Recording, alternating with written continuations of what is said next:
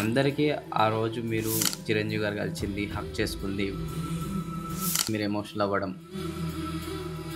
ఆడదాకా పోయేదాకా చిరంజీవి సార్ కలుస్తున్నాడు, మంచి ఫోటో దిగుతాను నేను. ఆడికి పోయినాక నువ్వు అనిల్ కదా అన్నాడు ఫస్ట్. హ్మ్. ఈయన నన్ను గుర్తుపట్టడం ఏంది అయ్యా.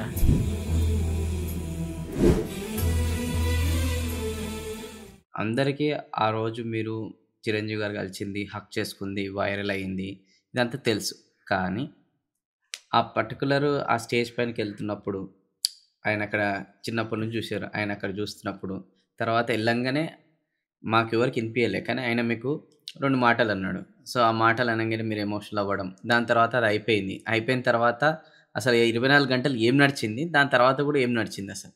నార్మల్గా ఆ రోజు ఆ అవార్డ్స్ ఇస్తారని తెలియదు మనకు. హ్మ్. మనం సరే ఈవెంట్కి రమ్మన్నారు, అందరిని రమ్మన్నారు. మీరు కూడా ఆ రోజు వచ్చిరు కదా. ఆ రోజు రాలేదు. మన ఫెలో క్రియేటర్స్ అందరు వచ్చిరు అక్కడికి, చాలా మంది వచ్చిండే. వాళ్ళు సడన్గా వాళ్ళ అనౌన్స్మెంట్ అది, కొద్ది మందికి ఒక టాప్ ఎవరైతే అనుకుంటున్నామో వాళ్ళకి కొద్ది మందికి అవార్డ్స్ ఇస్తాము అన్నారు. మేము అప్పటిదాకా ఆయన పాటలు వచ్చినాయి, పాటలకు విజిల్స్ వేసినాం. మా చిరంజీవి మన కళ్ళ ముందు ఉన్నాడు, ఆయన పాటలు ఇంకా వస్తున్నాయి. గంగవ్వ అని అయితే గంగవ్వ అంటుండే, ఎందుకంత వరుతున్నావు, ఆయన ముందరే ఉన్నాడు పోయి మాట్లాడిపోంటే. అట్లా పోతా అంటే ఎవడు మాట్లాడిస్తాడు, నువ్వు ఒక దాని నేను విజిల్ చేస్తుండే. అప్పటిదాకా ముందు ప్రోగ్రామ్ దాకా అయింది. సడన్గా అవార్డ్స్ ఇస్తాం, ఒక 5గురికో 6గురికో అవార్డ్స్ ఇస్తున్నాం అన్నారు. ఓకే సరే, మన పేరు ఉంటుంది బాగుంటుంది కావచ్చు అనుకున్నాం. కానీ వాళ్ళు సడన్గా అవార్డ్స్ ఇస్తున్నారు, ఒక్కొక్కరు మన పేరు కూడా ఇచ్చారు. నేను షాక్లో ఉన్నా ఫస్ట్. సరే మన పేరు ఇచ్చారు, హ్యాపీ. ఆడదాకా పోయేదాకా చిరంజీవి సార్ కలుస్తున్నాడు, ఒక మంచి ఫోటో దిగుతాను నేను. ఆడికి పోయినాక నువ్వు అనిల్ కదా అన్నాడు ఫస్ట్. హ్మ్. ఈయన నన్ను గుర్తుపట్టడం ఏంది అయ్యా. సరే కొద్దిమంది అంటే నేను ఏమనుకున్నా అంటే, కొద్దిమంది హిట్ సినిమాలు తీసినా కూడా ఆయన దగ్గరికి పోలేరు. ఆ మూమెంట్ అటు అనేసరికి అమ్మ ఈయన నన్ను గుర్తుపట్టడం ఏంది ఆయన, అదంతా చాలా ఎమోషన్ అయ్యా. మై విలేజ్ షో, దాని తర్వాత వ్లాగ్స్ ఇదంతా చేసుకుంటూనే, దాని తర్వాత మళ్ళీ ఒక ఎంటర్‌ప్రెన్యూర్ అయ్యారు మీరు. అంటే ఒక కో ఫౌండర్ లాగా కూడా అయ్యారు. సఫారీ ట్రావెల్స్ అనేది స్టార్ట్ చేశారు. సఫారీ ట్రావెల్స్ ఏంది? ఎందుకు స్టార్ట్ చేయవలసొచ్చింది? అండ్ దాని పర్పస్ ఏంటి? నార్మల్‌గా ఈ ఫీల్డ్ ఎంచుకుంటే మాత్రము ఇది చాలా అప్ అండ్ డౌన్స్ ఉండే ఫీల్డ్ అని అర్థమైందన్న. నాకు పాస్ట్ 3 ఇయర్స్ బ్యాక్ నేనైతే కథ రాసుకొని ఒక ఓటీటీ ప్లాట్‌ఫామ్స్ కోసం తిరుగుతున్నప్పుడు నాకు అర్థమైన విషయం ఏంటంటే, ఒక వీడియో తీయాలంటే 10 రోజులు అయిపోతుంది, 15 రోజులు అయిపోతుంది చిన్న వీడియో మనది. కానీ ఈ మేకింగ్ ప్రాసెస్ ఇప్పుడు ఈ వెబ్ సిరీస్ స్టార్ట్ చేసి 6 మంత్స్ అవుతుంది. పాస్ట్ 6 మంత్స్ నుంచి నేను అన్నీ బంద్ చేసిన. ఇన్కమ్ లేదు. యూట్యూబ్ నుంచి ఇన్కమ్ లేదు నాకు. ప్రమోషన్స్ కూడా ఎక్కువ ఏం చేయట్లేదు నేను. సో ఈ ఫీల్డ్ ఎంచుకుంటే మాత్రం ఇట్లే ఉంటుంది. ఒక 6 మంత్స్, ఒక 1 ఇయర్ ఒకటే ప్రయారిటీ మీద పడి మనం ఉండాలి. సో అలాంటి టైంలో నువ్వు ఎకనామికల్‌గా చాలా ప్రాబ్లమ్ ఫేస్ చేయాల్సి వస్తుందని అర్థమైంది నాకు. బిఫోర్ ఈ ప్రాజెక్ట్ ఏదైతే 2-3 ఏళ్ల కిందనే ఈ ఆలోచనలు నాకు వచ్చేసినాయి. సో అప్పుడు ఏదైనా బిజినెస్ పెట్టుకుంటే బాగుండు, చిన్నదో పెద్దదో.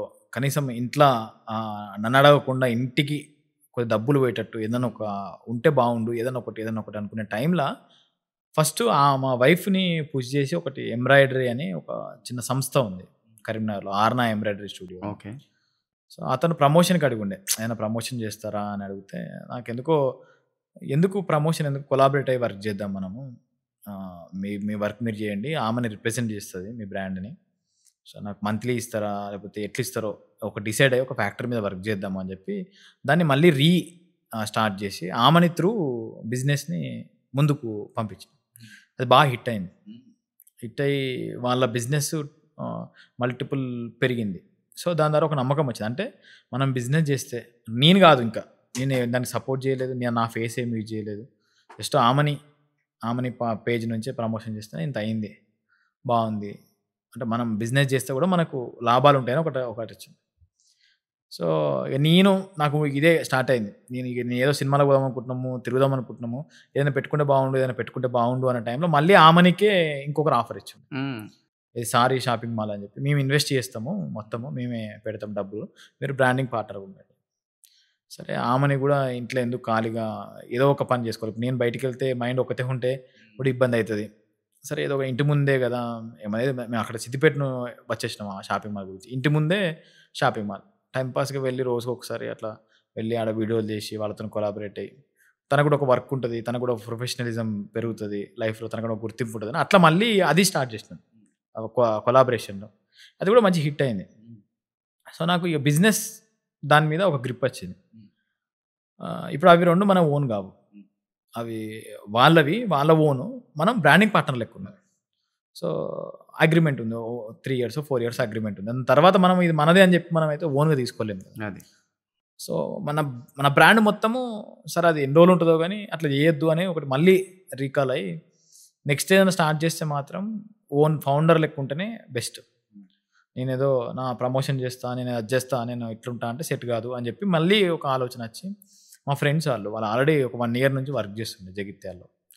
వాళ్ళ సేమ్ ప్రమోషన్ కోసమే వచ్చారు మన దగ్గరికి. వచ్చినప్పుడు నాకు ప్రమోషన్స్ ఒకసారి చేసి ఇచ్చిపెడితే అది మీకు వర్కౌట్ కాదు, నాకు వర్కౌట్ కాదు. ఇన్వెస్ట్‌మెంట్ చేసిర్రా మీరేమైనా? నేను ఇన్వెస్ట్‌మెంట్ చేయాలనా? ఏదో ఒకటి డిసైడ్ అయ్యి దీన్ని పెద్దగా తీసుకెళ్దాము. నేను కష్టపడతా, మీరు కష్టపడండి. నా బ్రాండ్ నాకొచ్చిన పేరంతా నేను వాడతా. మీరు కష్టపడండి అని చెప్పి అట్లా మళ్ళీ డిసైడ్ అయ్యి ఒక 6 నెలలు నాతోని తిప్పించుకున్న వాళ్ళని. హ్మ్. నేను ఎటు పోతే అటు తీసుకుపోయిన వాళ్ళని. నా లైఫ్‌కి ఇట్లుంటది. నేను ఆ ప్రాజెక్ట్ ఒప్పుకుంటే దాని మీదనే పడి చావాల్సొస్తది. అప్పుడు మీ కాల్స్ కూడా నేను లిఫ్ట్ చేయలేను. కంపెనీ అంతా మీరే రన్ చేయాల్సొస్తది. నా పేరు మీద పోతున్నప్పుడు 2 రకాలుంటాయి. మంచిగా పోతది, హైప్ వస్తది. ఆడేమైనా ఇష్యూ అయితే మాత్రం నీది పోతది, నాది పోతది. కాబట్టి జాగ్రత్తగుండాలి. ఇట్లా అన్నీ ఒక 6 నెలలు మొత్తం డిస్కస్ చేసి హ్మ్. అట్లా ఈ బిజినెస్ అనేదాన్ని మోడల్‌ని మళ్ళీ తీసుకొచ్చి జగిత్యాలలో అయితే ఫస్ట్ స్టార్ట్ చేసినాము. హ్మ్. హైదరాబాద్‌కి లేట్‌గా వద్దామని ఉండే. హ్మ్. కొంచెం కానీ అది ఆహ్, ఎక్దమ్ ఒకటేసారి అనుకున్న ఎక్స్‌పెక్టేషన్స్ ఎక్కువ రీచ్ అయిపోయినాం. హ్మ్. టర్నోవర్ పెరిగింది. ఇలాంటి టైంలో ఇక్కడ ఉంటే పర్ఫెక్ట్ కాదు. హైదరాబాద్ పోతేనే పర్ఫెక్ట్ అని హైదరాబాద్‌కి వచ్చేసినాము. బై గాడ్స్ గ్రేస్ అది మంచిగా నడుస్తున్నది. మనోళ్ళు మా పార్ట్నర్స్ కూడా సఫిషియెంట్‌గా వర్క్ చేస్తున్నారు. హ్మ్. ఏమైనా మిస్టేక్స్ అయితే నేర్చుకుంటున్నారు. హ్మ్. ముందుకైతే తీసుకెళ్తున్నాము. హ్మ్. సో, ఈ ఈ ఫీల్డ్ ఇబ్బంది కావద్దు అనే అట్లాంటి బిజినెస్‌ని పెట్టుకోవడం జరిగింది.